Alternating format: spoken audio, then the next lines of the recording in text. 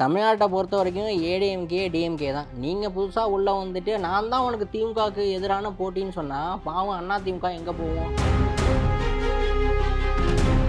அந்த கட்சியை வந்து பிஜேபி வந்து கைப்பற்றி வச்சிருக்கு. நீங்களே தானே கட்சி கூட்டங்கள்லாம் சொல்கிறீங்க, திமுகவின் கழக வாரிசுகள்ன்ட்டு. திமுக கட்டுப்பாட்டில் குடும்பம் இல்லை அப்படின்னா இன்னைக்கு 10 அணியாக போகும் திமுக. கட்சி கூட்டங்கள்லாம் சொல்கிறீங்க, திமுகவின் கழக வாரிசுகள்ன்ட்டு. ஏன்னா அவங்க சமுதாய மக்களே வந்து மாற்றி ஓட்டு போகிறதுக்கு வாய்ப்பு இருக்குது. நீயா நானான்னு போட்டி போட்டாங்க, இடையில வந்து செங்கோட்டையை நான் உள்ளே வரத்துக்கு முயற்சி செஞ்சார். இப்போ கட்சியை 4 பிளவாக இருக்குது. ஏன் எடப்பாடி வந்து ஒரு தொண்டனாக இருந்து ஒரு கட்சியில் ஒரு போஸ்டர் ஓட்டினவன் நீங்கள் முதலமைச்சராக இருக்கான்றது அதையும் நம்ம வந்து தப்புன்னு சொல்ல முடியாது. அது வந்து திமுகவில் பண்ண முடியாது.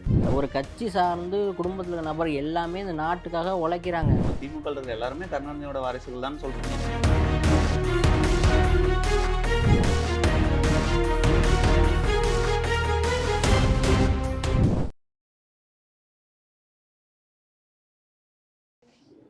என்ன யோசிச்சுட்டு இருக்கா ரொம்ப பலமா? எல்லாம் அந்த நாட்டோட அரசியல் பற்றி தான். முதல்ல உன்னை பற்றி யோசி, அதுக்கப்புறம் நாட்டோட அரசியலை பற்றி யோசிக்கலாம். அப்படி என்ன பலமாக யோசிச்சுட்டு இருக்க அரசியலை பற்றி? அண்ணா விஜய் பற்றி தான். விஜய் பற்றி இப்போ ரீசெண்டாக உள்ளே வந்துட்டு அணில் குஞ்சை வச்சு அரசியலில் நின்று 2026 சட்டமன்ற தேர்தலில் ஜெயிக்க போகிறாரு. பேசிக்காக ஒரு பேரணி நடக்கும்போது பேரிகார்டெல்லாம் கிரீஸை தடவுறீங்களே, இதெல்லாம் நியாயமா? யோ நீங்கள் என்னையா பண்ணுறீங்க? எனக்கு பிரச்சாரம் போகிறப்ப வந்து வேணும்னே ரோட்டில் குழி பறிச்சு போடுறீங்க, ஸ்பீக்கரை கட் பண்ணுறீங்க. நாங்களாம் குழி பறிக்கல ராஜா, அது வந்து ஷெடியூலில் இருந்துச்சு. ஆல்ரெடி இந்த ரோடு வந்து விரிவாக்க பணி நடந்துக்கிட்டு இருக்கு. நடந்துட்டு இருக்கும் போது அதான் பாதை, அந்த இடத்துல வந்து நீங்கள் வந்து பர்மிஷன் கேட்டிருக்கீங்க.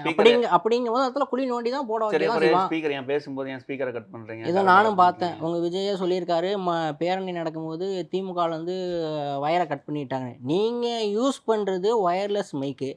திமுக காரனை வந்து வயரை கட் பண்ணா பேசிக்காக சிந்திக்க வேணாமா? என்ன நோமா?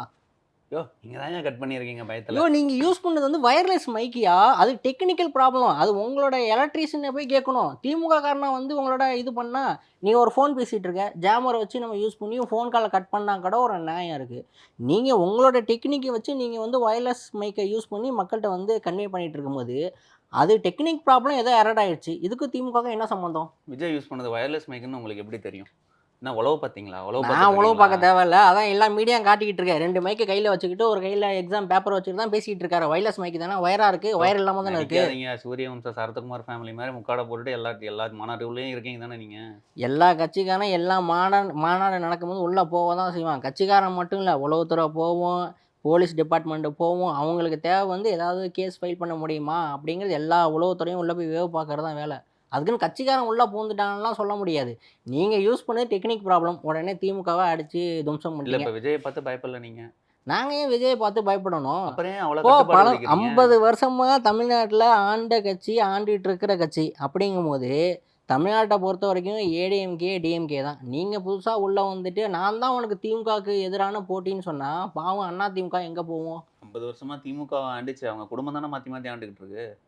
ஆமாம், அப்போ குடும்பத்தில் உறுப்பினர் யார்? திமுக தானே.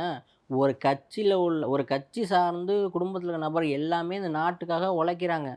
ஒரு மளிகை கடை இருக்குன்னா அப்பா உழைப்பார், இல்லைன்னா பையன். ஆனால் அந்த குடும்பமே மளிகை கடையில் உழைக்குதுன்னா அந்த ஊர் நல்லா இருக்கணும் தானே.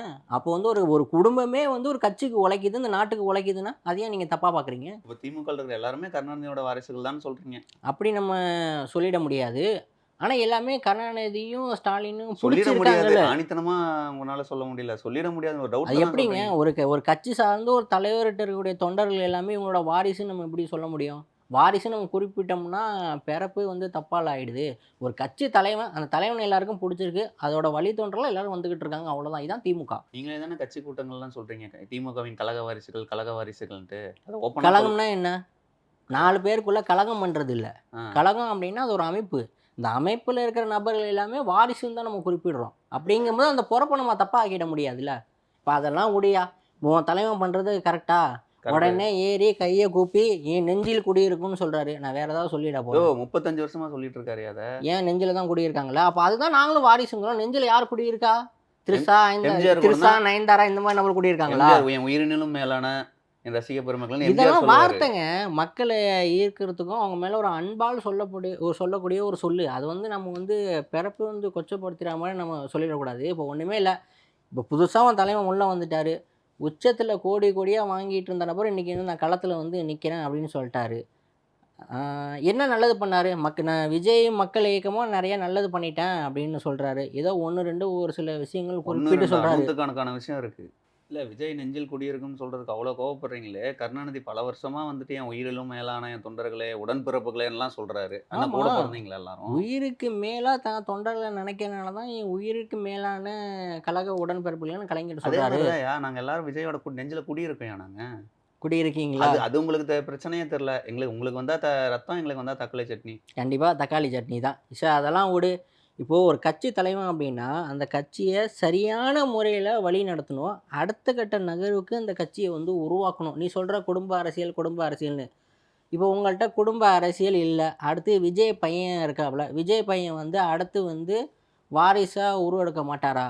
அது உங்களால அடிச்சு தெரியாது. சொல்ல முடியுமா? வந்தா தான் பேசணும். வரப்போறாரு. யூகத்துக்குலாம் பதில் சொல்ல முடியாது. ஆனா இப்ப வருவாரே இன்பநிதிக்கு விஜய். போஸ்ட் அடிக்கிறீங்களேய்யா! விஜய் விஜய் விஜய் போக முடியாத ஒரு சில நிகழ்ச்சிகள் எல்லாமே விஜய் பையன் போய் கலந்துக்கிட்டாரு. உதாரணத்துக்கு குறிப்பிட்டு சொல்லணும் அப்டின்னா, பாட்டாளி மக்கள் கட்சி நடந்த ஒரு சார்பா, விஜய் பையன் தான் போய் கலந்துக்கிட்டாரு. அது கட்சி விஜய் போல. சார்ந்த நிகழ்வு கிடையாது.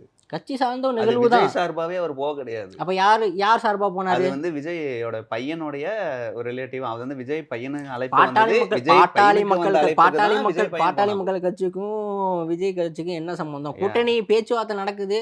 ஒரு அணியில திரள போறீங்க. அதனால தான் இப்ப இல்ல, இல்ல. விஜய் நீங்க பையன நீங்க தவறா உள்ள புரிஞ்சுக்கிறீங்க. அனுப்பிட்டீங்க. அதெல்லாம் விடுயா. விஜயோட பையன் வர்றானா வர்றான்ன்றது அது ஃபியூச்சர். இப்ப நம்ம பிரசன்ட்ட பத்தி பேசுவோம். இப்ப நீங்க இன்பநிதி வரைக்கும் போஸ்ட் அடிக்கிறீங்க.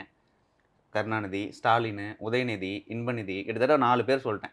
என் ஜெனரேஷன்லயே நான் எனக்கு ஒரு 28 வயசுல நான் 4 பேர பார்த்துட்டேன். ஒரே நான் கட்சி தான் ஆள்றன்னு. ஆரம்பத்திலேயே சொல்லிட்டேனே. குடும்பத்துக்காக ஒரு கட்சி, கட்சிக்காக ஒரு குடும்பமே உழைக்குது. அடுத்தடுத்த நபர்கள் எல்லாமே அந்த கட்சிக்காக உழைச்சுக்கிட்டு இருக்காங்க. நாட்டுக்காக இல்ல உழைக்கிறாங்க இப்போ அப்படின்னு. துரைமுருகன் உதயநிதியோட பெரிய ஆளா? கட்சியில என்ன பொறுப்பு குடுத்துருக்கீங்க? நீர்வளத்துறை அமைச்சர். துணை முதலமைச்சர் பதவி குடுக்கலாம்ல? கலைஞர் பீரியட்ல ஒரு வாய்ப்பு இருந்துச்சு. ஆனா அது வந்து ஸ்டாலினுக்கு குடுத்துட்டாங்க. சரி இப்ப குடுத்துருக்கலாமே. என்ன இப்ப அடுத்து துரைமுருகனோட உதயநிதி பெரிய ஆளா? அடுத்து உதயநிதிக்கு குடுத்துட்டாங்க. இப்ப ஸ்டாலின் வேல ஆமா வேல ப்ரோ. ஒரு கட்சி வந்து ஒரு ஐயா அங்க பாருங்க. இருங்க. ஒரு கட்சி வந்து ஒரு கட்டுக்கோப்பா ஒரு குடும்பத்துக்கு கீழ இருக்கு. இப்போ உதாரணத்துக்கு ஏடிஎம்கே எடுத்துக்க. சுக்கு நூறா உடைஞ்சு போய் கிடக்கா. நீ தலைவன், நான் தலைவன்னு போட்டி அது போடுறாங்களா? இப்ப இல்லையே. எம்ஜிஆர் மறைவுக்கு பிறகு ஜானகி அம்மா, ஜெயலலிதான்னு கட்சி 2ஆ இருந்துச்சா? அப்போ வந்து உங்க ஒரு உங் அணியிலேருந்து திரண்டு 2 கட்சியா இருந்தது. நான் சொல்லி முடிச்சுக்கிறேன். அதுக்கப்புறம் எம்ஜிஆர் காலத்துக்கு பிறகு ஜெயலலிதா உருவானாங்க. ஜெயலலிதா மறைவுக்கு பிறகு அடுத்த முதலமைச்சர் பன்னீர்செல்வம், அதுக்கப்புறம் எடப்பாடி, அதுக்கப்புறம் முதலமைச்சர் பதவியிலேருந்து பன்னீர்செல்வத்த தூக்குனோனே, நீயா நானான்னு போட்டி போட்டாங்க. இடையில வந்து செங்கோட்டையன் உள்ள வரதுக்கு முயற்சி செஞ்சாரு. இப்ப கட்சியே 4 பிளவா இருக்கு. ஏன்? சரியான நபர்கள் இல்ல. ஒருவேள எம்ஜிஆருக்கோ, ஜெயலலிதாவுக்கோ வாரிசு இருந்திருந்தா, அந்த கட்சி ஓர் அணியில நின்றுக்கும். இன்னைக்கு சுக்குநூறா உடைஞ்சு, அந்த கட்சிய வந்து பிஜேபி வந்து கைப்பத்தி வச்சிருக்கு. அம்மா உயிரோட இருக்கும்போது, பிஜேபிய நான் உள்ள விடமாட்டேன்னு சொன்னாங்க. இனி ஒரு காலத்திலயும் அண்ணா, அதிமுக பிஜேபியோட கூட்டணி வைக்காதுன்னு சொன்னாங்க. இன்னைக்கு பாரு. நீ சொல்றதும் ஏத்துக்கிற மாரி தான் இருக்குங்க ப்ரோ. பட் இருந்தாலும் ஒரு எடப்பாடி ஒரு தொண்டனா இருந்து ஒரு கட்சியில ஒரு போஸ்டர் ஒட்டுனவன் இன்னைக்கு முதலமைச்சர் ஆயிருக்கான்றது, அதையும் நம்ம தப்புன்னு சொல்ல முடியாது. அது திமுகல பண்ண முடியாது நீங்க. திமுகல ஒரு தொண்டன் முதலமைச்சராவோ, துணை முதலமைச்சராவோ ஆயிட முடியாது. நான் தான் சொல்ட்டேனே ப்ரோ. குடும்ப கட்டுப்பாட்டுல ஒரு கட்சி இருக்கு. அந்த கட்சி கீழ தான் ஆட்சி இருக்கு அப்படிங்கும்போது, அடுத்த நபர விடமாட்டாங்க. கட்சி 4 சுக்குநூறா உடைஞ்சிரும் அப்படின்னு. இப்ப ஒண்ணுமே இல்ல. திமுக கட்டுப்பாட்டுல குடும்பம் இல்ல அப்படின்னா, இன்னைக்கு 10 அணியா போகும் திமுக. முப்பெரும் தலைவர்கள் நெறைய பேர் இருக்காங்க. துரைமுருகன் மாரி. இன்னைக்கு அவங்களலாம் முதலமைச்சரா வர்றதுக்கு வாய்ப்பு இருக்கு. திருமாவளவனே சொல்லியிருப்பாரு. ஏன் 32 வருஷமா நான் இந்த அரசியல்ல இருக்கேன். நான் ஏன் முதலமைச்சர் ஆகக்கூடாது? எனக்கு அந்த தகுதி இல்லையா? அப்படின்னு திருமாவளவனே சொல்லியிருக்காரு. இப்போ திருமாவளவன பத்தி சொன்னீங்க. திருமாவளவனே இப்ப எனக்கும் முதலமைச்சர் ஆகுற தகுதி இருக்குன்னு சொல்றாப்புல. அதே மாரி எந்த பிரஸ் மீட்ல அவர பத்தி திமுகவ பத்தி கேட்டாலே அத அவாய்ட் பண்ணிட்டு போறாப்புல. 2வது திமுகவோட பலமே நாங்க தான் அப்படின்னு சொல்றாப்புல. நாங்க இல்ல இல்லன்னா திமுக இவ்வளோ பெரிய பலமான ஒரு கட்சியா இருக்காதுன்னு இல்ல குறிப்பிடுறாரு. அப்படி நம்ம அப்படி உங்க திருமாவளவன குடும்பத்துல குறிப்பிட்டு இருந்து அவருக்கு குடுக்கலாமே. அதான் ப்ரோ. அவருக்கு ஒரு கட்சிக்கு பலமா அதான் இருக்கிறவரு எம்பி சீட்டு குடுத்துருக்கோமே. திருமாவளவன் பொறுத்தவரைக்கும் கூட்டணி இல்லாம அவர் நின்டாருன்னா, அவரால ஜெயிச்சு வர முடியாது. இதான் கள அரசியல் நிலவரம். தனிச்சு நிக்கிறாரு அப்படின்னா, அவரால ஜெயிக்க முடியாது. திருமாவளவன் தனிச்சு நின்று ஜெயிக்கிறதுக்கான வாய்ப்புகள் இருக்கா அப்படின்னா, ரொம்ப சொற்பம் தான். ஏன்னா, அவங்க சமுதாய மக்களே வந்து மாத்தி ஓட்டு போடுறதுக்கு வாய்ப்பு இருக்கு. ஆனா, திருமாவளவன வச்சு அந்த சமுதாய வாக்க திமுக வந்து உள்ள இழுத்துக்குது. இதுதான் உண்ம. தனிச்சு நின்டா அவரால ஜெயிக்க முடியாது.